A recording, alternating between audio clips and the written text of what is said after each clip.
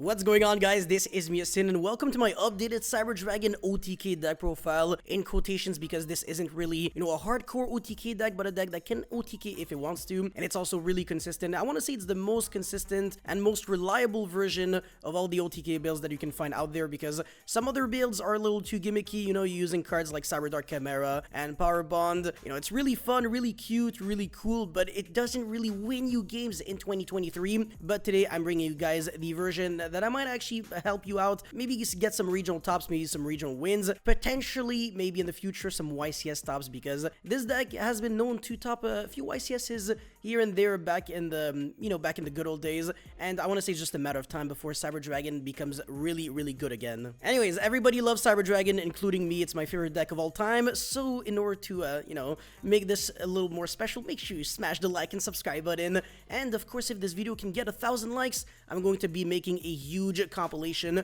of every single relevant combo that you can actually pull off in Cyber Dragon, and this is going to help everyone. So Cyber Dragon Trap, Cyber Dragon Runic, Sky Striker, Cyber Dragon OTK, absolutely everything you can ask for.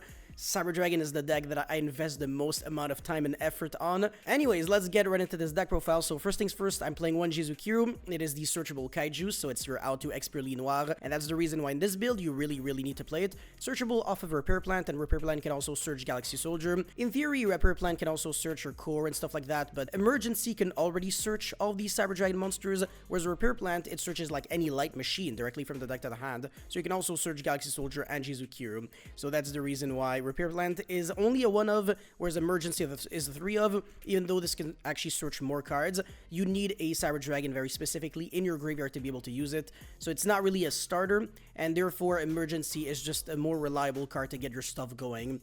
So yeah, 1 Jizukiro as well as 2 Galaxy Soldier.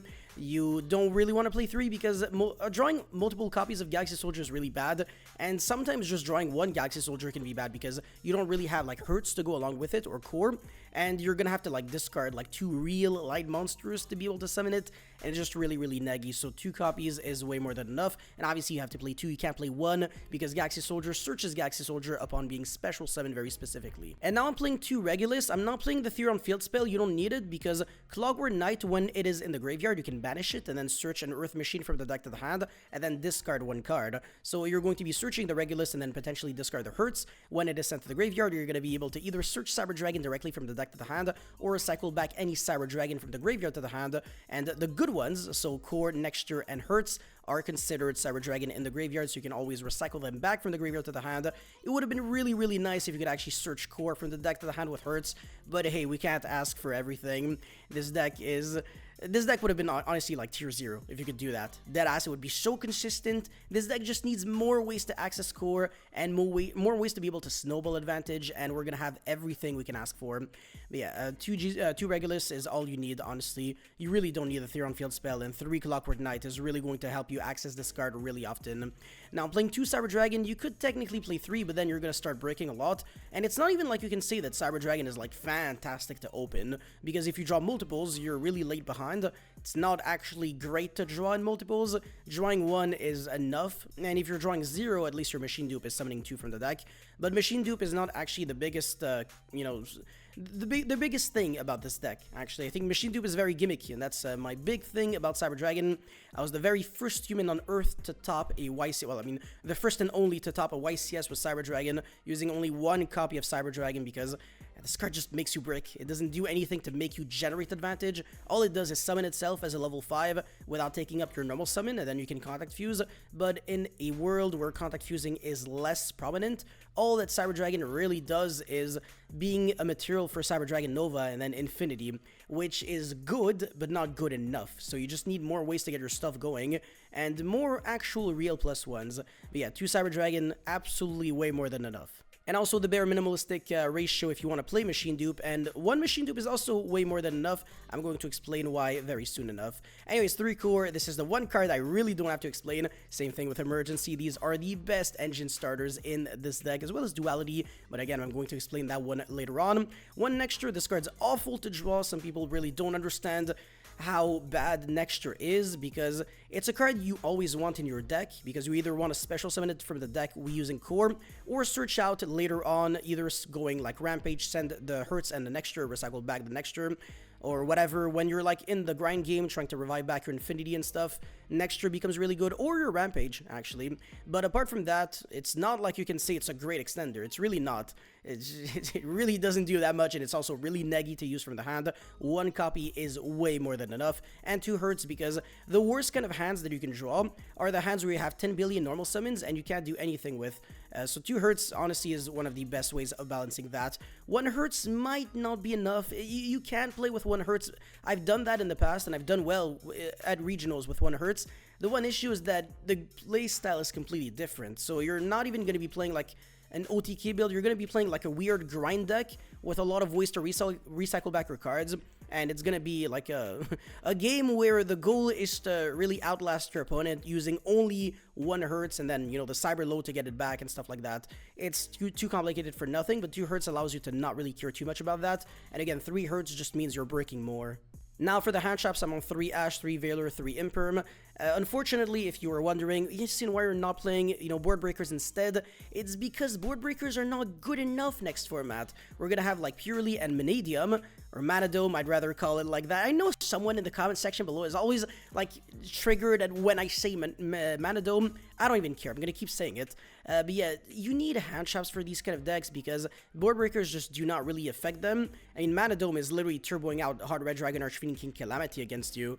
And obviously, you're not going to be able to, use any board breakers against that. Unlike, Forbidden Droplet, I guess, but it doesn't really do enough because they also surge the reframing, which is a solemn judgment. You don't really want them to hit you with that on your one and only out. But hand traps can at least prevent that. And also, hand traps can be good against a bunch of other decks too. Like Purely, for example, you can decrease the likelihood of them getting to Expurely Noir, which is honestly one of the only ways you can really lose against that. Because apart from Expurely Noir, the deck pretty much doesn't do much. I mean, it might beat you in the grind game, but you're not giving your opponent another turn. So that's the reason why I said, in Cyber Dragon, you really don't give a shit. Like, you're not really trying to make the game last for like 11 turns.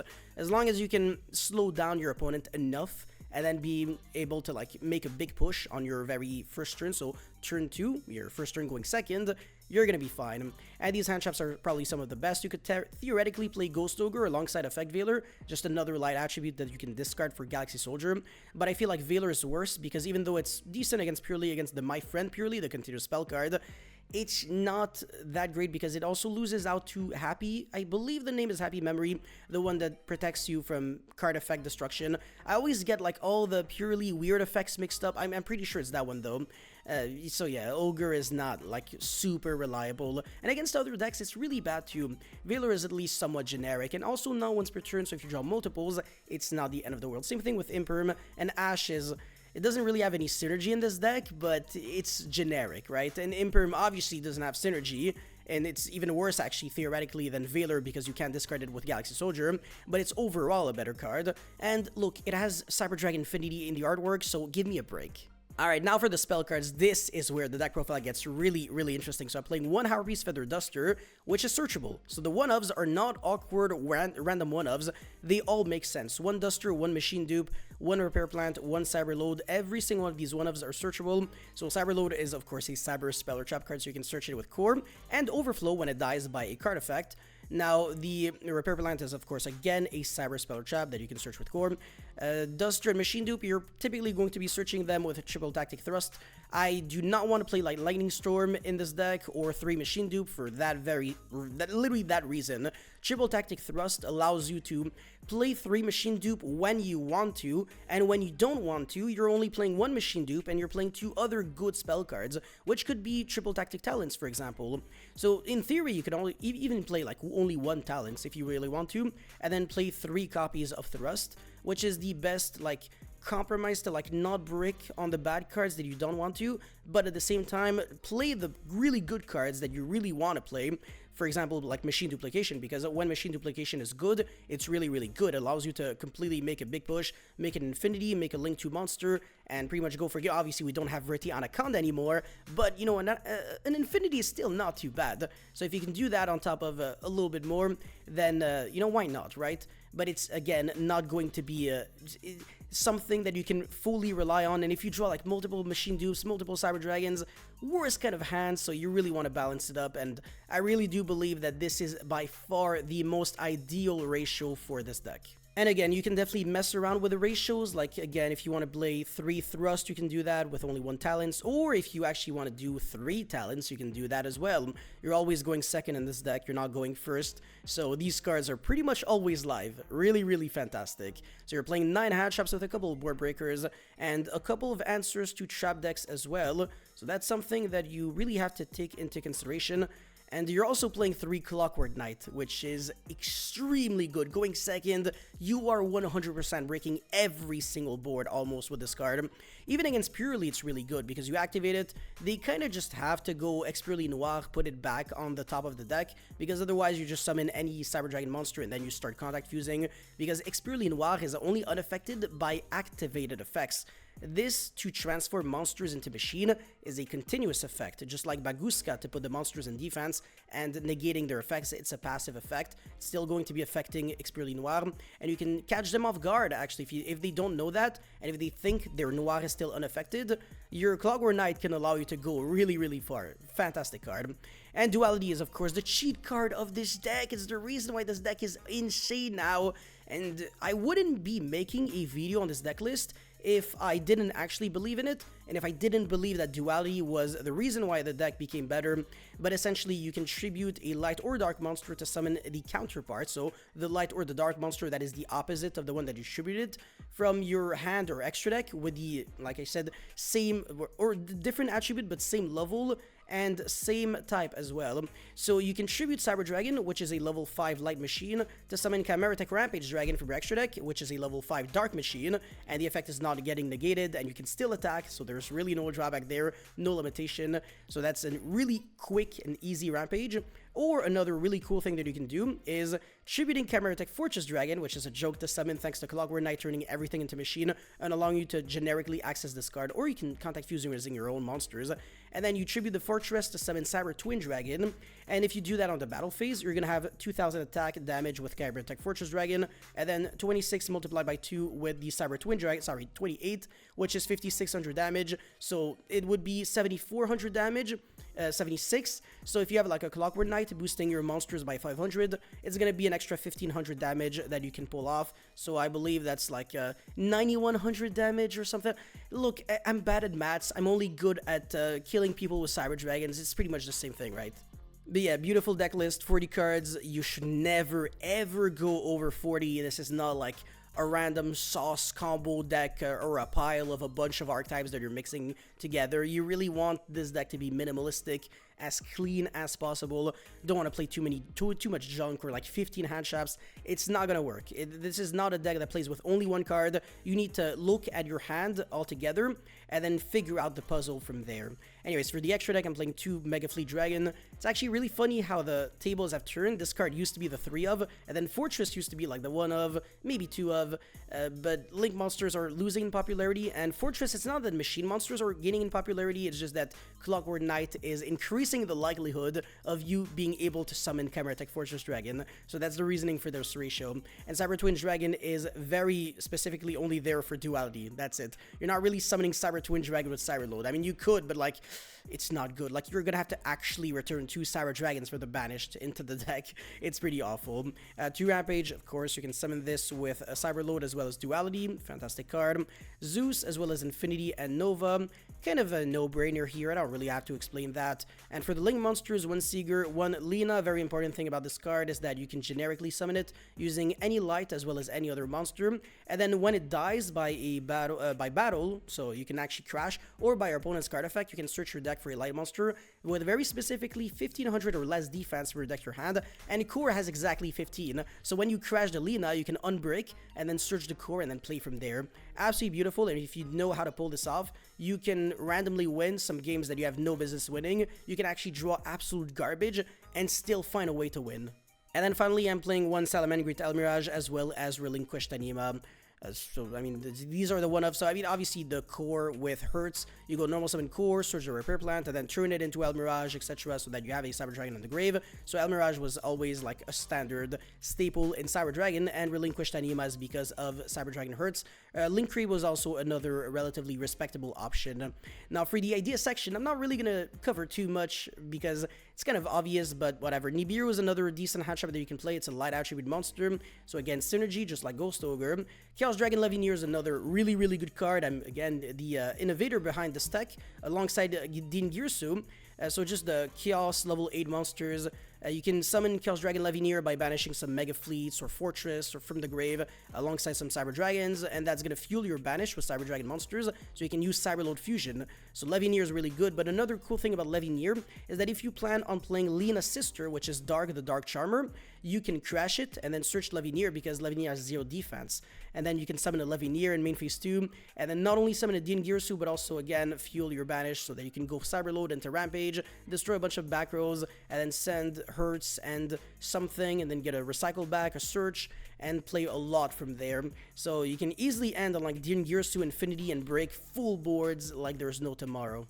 And then if you want to play more copies of Regulus, you can do that. Cyber Dark Chimera with Power Bond, I definitely don't recommend that. It's not good. It's really gimmicky. It's cute again, but it's not good. It's not what makes you win. And then Lightning Storm with whatever, some other cool cards that you can play. I mean, if you want to. I mean, Unending Nightmare doesn't belong in this build, unfortunately. And yeah, Heatwave is a going first card. You can play it, but it's also gimmicky because if your opponent doesn't make you go first and you draw this going second, you're not going to be really happy. But these cards right here, I kind of have to at least not really go into detail, but at least just tell you that Dark Ruler and Prosperity are actual real traps in this deck. They look juicy and interesting to play, but you really shouldn't play them because Dark Ruler means you can't OTK, which means that all you can do is break a board and then set up a board, but it's not going to be a board of like 5 negates, and you can lose to your opponent's follow-up. And Prosperity is also very similar because if you do that, your opponent only takes half damage for the rest of the turn. So unless you can like kill in main phase, like in battle phase, and then use this card in main phase 2, which is obviously like an oxymoron because you can't kill your opponent and keep playing from there, which means that this card is pretty much like, it has the same issue as Dark Ruler. You can't kill your opponent unless you can randomly put up like 16,000 damage on board. Completely unrealistic.